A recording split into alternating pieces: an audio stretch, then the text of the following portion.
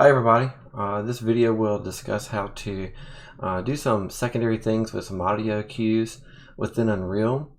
We're going to set up a consistent character breathing that's going on from the player character's blueprint throughout the entire game, and then we'll also do footsteps whenever the player moves. The footsteps section, I'm actually going to reference another YouTube video that I'll link in the comments section. I'm just tailoring that to this project for this horror type game demonstration.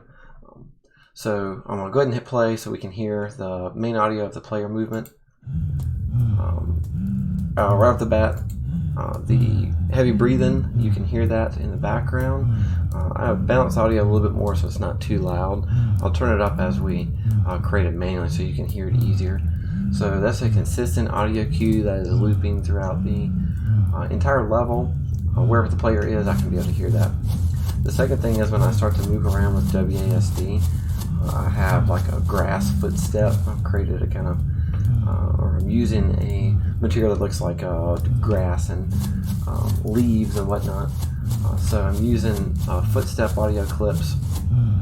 Whenever I move, the footsteps run. Whenever I don't hit WASD, I don't hear those footsteps. So let's talk about how to create that. Alright, so I have a playable character in my scene. I actually have two of them from my second demo that we'll come up with later. I have a character blueprint, and I'll show you what the blueprint looks like, and then we'll come back and recreate it from scratch. So the breathing audio is probably the simplest way. I have it set up when the game starts playing with an event begin play. It's just going to play this heavy breathing sound cue at the location of the player character so I can hear it. It's going to loop. I'll come back and talk about how I've had that set up. The more complex one is the footsteps. And there's several different ways to do footsteps, but this seems to be, in my point of view, the most streamlined way, although it still has a lot of nodes. So I'll explain how this is set up and also reference the video that I started with and credit that person when it's due here. The footsteps is an event tick. Basically, we are checking to see if the player character is moving, and then to play two different audio cues, one for the left foot, one for the right foot, one after another if the player is still moving. So we have a lot going on. This is the blueprint. We have, let's see, 1, 2, 3, 4, 5 different variables that we'll use. And hopefully we can get it set up working properly. Recreating it in a duplicate copy. So one thing I am going to do first with this one is to turn off the auto possess player back to disabled, or change it back to disabled. Click compile, and this is that playable character, so I'm going to remove that one out. And I've made a duplicate copy, just removed everything from that. So here's my player character without audio. I'm going to drag that into the world. And in that blueprint, I don't have all those audio settings, but I am going to go into the auto possess player and change that back to, for this second one, to player 0. So that way, when I compile and hit play, my regular movement works, but I don't have my breathing and footsteps audio. So we're going to be creating it from scratch here.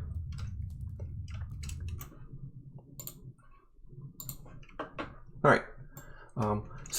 We're going to open up that blueprint again. We'll do the simple one, which is an event begin play for the play in the heavy breathing sound. So before we really get to that, let's go to the audio cue. I have a heavy breathing audio wave file. It's 3 seconds, so I pulled this from an online source and just cut down the breathing to just the 2 breaths. That'll give us a little bit of variation without it being too lengthy. So it loops pretty well here. I've dragged that in and created that as a, just dragged it in as an audio file, so you can hear that. And then I've converted that into a sound cue. So if I right click and do create cue. So here's my sound cue. I have added a modulator, which changes the volume, and then I've added a looping so that as I'm playing it back, it'll loop automatically for me. So I've drastically lowered the volume here so we can't really hear it that well. I'm going to go to the modulator and then just increase that back. Maybe we will do 0.75 to 0.9 or something. I give a little variation. There we go. We can hear that a little better now. The modulator is really nice. We can crank that up to 1.2 or something like that. So that'll change that volume, min and max. It'll change it, and every time it's looping, to be in between 0.75 and 1.25 volume. That also can add more variety to the audio cue as well. Alright, so make sure you save. So from that audio cue, it needs to be set to looping, and then in my character blueprint, I'm going to do begin play. So I'm going to add an event begin play. From the execute, I'm going to drag out and then find play sound at location. So this one right here, play sound at location. Okay, set that up. And then the play sound at location, it gives me a select asset option. I'm just going to go find that heavy breathing cue. Right. I can hit compile and then go listen, and I should be able to hear my audio cue now. Can move around. It's the same exact volume, no matter where I'm at in the world. So that's a pretty easy way to set up a consistent character action that has audio. Let's go open our character blueprint again. We can clean this up. We can drag select and create a comment and say heavy breathing audio. There you go. All right, so that's a simple one there. Event begin play, play sound at location. All right. The slightly more complex one requires more variables, and this is just going to be our footsteps audio. So we need several variables here. I'm going to add a new variable, and we'll call this one last position. That's spelled correctly today. This one is going to be a vector, so I'm going to change the variable type to vector. I'm going to go ahead and create all of my variables, and then we'll add them in as we need them. So let's do another variable. We're going to call this one distance, and we're going to change this one to a float. The next one, I'm going to call this one step distance, and that one's also going to be a float. I'm going to go ahead and hit compile on this one because what I need to change as default is my default value for this step distance. I'm going to go ahead and put that at 200 because that's the value I know I'm going to need. So the distance away from the original position is going to be 200 units away, and that's going to be important to know how far the player moves in order to determine how often the sound cue is going to repeat itself or move to the next step. The regular distance, I'm not going to change the default value, but step distance, I changed it to 200. Okay, I'll click another variable. We're going to call this one begin play. And then this one's going to be a Boolean. And then the last one, we're going to add another one and call last step right. And that one's also going to be a Boolean. Okay. So the last position variable is going to determine where the last location was on the event tick of the player character location. The distance is the original distance that has been traveled. The step distance is how far away we are determining to be able to play one audio step versus the next audio step. Begin play, because we can only allow one begin play, event begin play node. We are just creating a Boolean that will do the same thing, but give us a subset way to do that. The last step right variable is going to be used to determine if the left foot audio clip is played or if the right foot audio clip is played. All right, so let's click compile. Okay, so I'm going to close this for a second. I found a footstep, grass or leaf footstep audio clip online, and then I've cut it up into different footsteps. So I actually have 4 or 5 different footsteps in here. There's 1, 2, and then I have 3,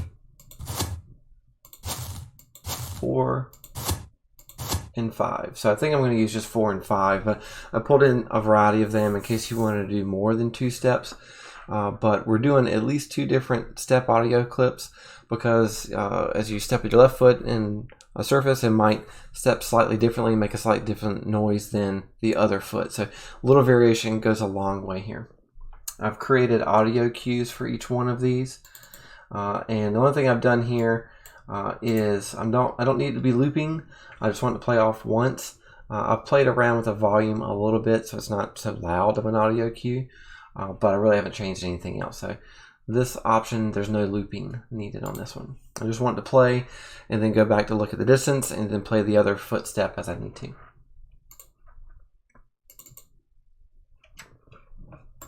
All right, we'll go to an open area. And we're going to use the event tick. So I'm just going to build this in order, and we will compile it, and hopefully it's going to work properly. So we're going to do event tick and add that to our blueprint. From that, we're going to be creating a lot of branch nodes, which is true false nodes. So I'm going to drag from event tick and type in branch. The condition for this first branch is going to be begin play. So I'm going to drag begin play in and choose get, and then connect that to my condition here. So this is very similar setup as the begin play node in general, or event begin play. All right. So if event begin play is false, then we want to set begin play. So I'm going to drag begin play in and choose set. Okay, and we will checkbox that. And then the false is going to go to that set. Okay. A couple other things we're going to try to add is we need to set our last position for the character. So I'm going to drag in last position, choose set. And if the begin play is now checked to be turned on, we're going to connect that to this set last position. From that, I'm going to right click and choose get actor location. There you go, get actor location. There you go. The target is the actor, and we will do return value up into last position. Okay.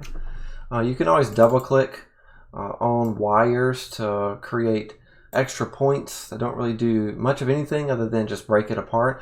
Or we can come in here and add secondary points to make it easier to branch off. So I created one point here to make it so that the nodes aren't overlapping and makes the blueprints cleaner looking. And I'm going to double click in this area to create another point here, because we're going to do some other things with the location here as well. All right, so from the get actor location, that goes to set last position. I'm going to drag out from the secondary point, and we'll do a minus. So vector minus vector. Okay, so we'll have a minus node. And then we're going to drag in a get of the last position, and we'll connect that to the secondary minus. There we go. So from the vector minus vector node, we're going to drag out, and we're going to choose vector length. Vector length. There you go, vector length. All right. From that, we're going to drag out from return value, and then we'll do plus. So we're going to do float plus float. And from the other plus value, we're going to drag out, and we're going to do distance. So we're going to do get distance. There you go, something like that. Try to organize as we go.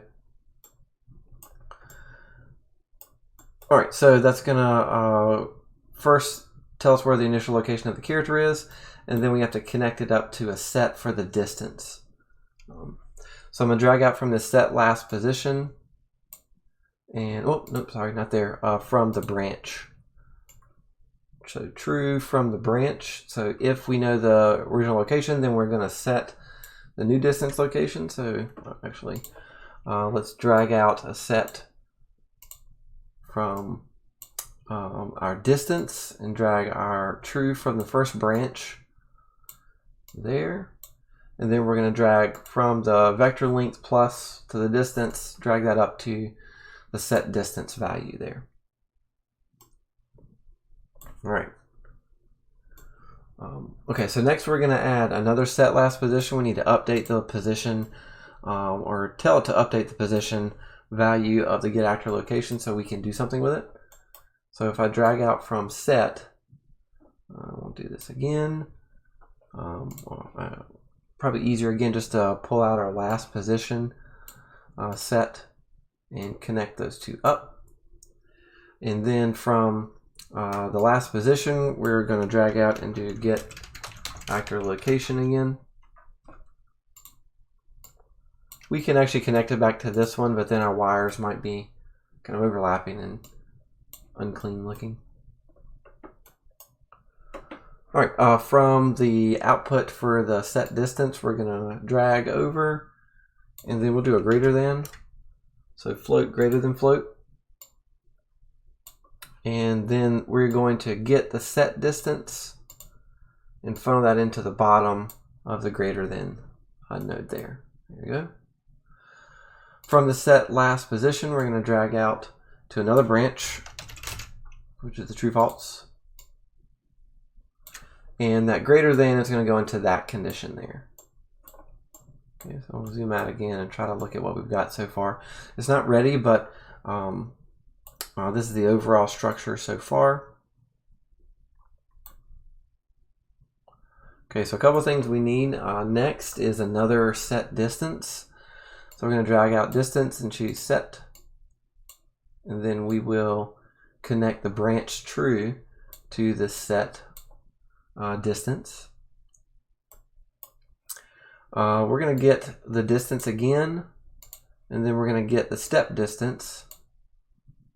Get step distance. So get distance and get step distance. And we're going to do get distance, drag that out and do minus. So float minus float. We want to have distance minus the step distance. If you remember that step distance as default, we change the value to 200. All right, so we can move this up here a little bit more. Yeah, right there. So that minus node then goes to the set distance value there. All right, getting close, almost done. From the set distance, we're going to drag out from the execute into one final branch. Okay. From that final branch, we need to set a condition, which is going to be our last step right. So we're going to do get last step right. And that's going to be our condition. And then from the true false for this final branch is where we're actually going to play our sound cues. So if I drag out from the true for this last branch, we'll choose a different option here. It's called play sound 2D. That's different than play sound at location that we did for the heavy breathing. Play sound 2D. And for this one, I want to choose, let's see, footstep. Footstep 4Q. There you go. For false, I want to choose a different footstep. So we'll do play sound 2D. Put that there. And then we'll choose footstep 5. And I'm making sure I'm choosing the Q. Okay. So from that, we need to, with the executes from those two sound files, we need to set the last step right to determine if we're going to play the left footstep or the right footstep. So I'm going to drag out from one of those sound cues. Well, actually, let's go back and do drag out from the last step right and choose set last step right. And then I'm going to connect the two executes for my sound cues. There you go. And I'll just need to come in and do a not command to say, well, if this is false, If it's last step right, then play this cue. If it's left step, then play the top cue. So I'm going to drag out from my get last step right, somewhere in the middle here, and just type in not. I'm going to choose a not boolean, just a big not node, but not boolean there. And then I'm going to connect that to the condition of the set last step right. Okay. So that's it. That's the overall blueprint commands in order to get it to run with footsteps alternating from left to right, or two different audio cues. So let's compile. Good, we don't have any errors. We'll go see if it works. Okay. All right, so let's play. Breathing's working. Let's start walking. All right, so now we hear footsteps back and forth. It is playing back and forth, alternating between the two different footsteps. So we can take it a step further and do 6, 8 footsteps and have more variety. We need to use lists if we're going to do that, or set up sound cues with lists in the sound cues. But that's an easy way, as easy way as we can get it, to set up like a heavy breathing, consistently playing audio, and then footsteps when the player is moving. And then stopping when the footsteps stopping when the player's stopping moving as well. Alright, that's it for this video.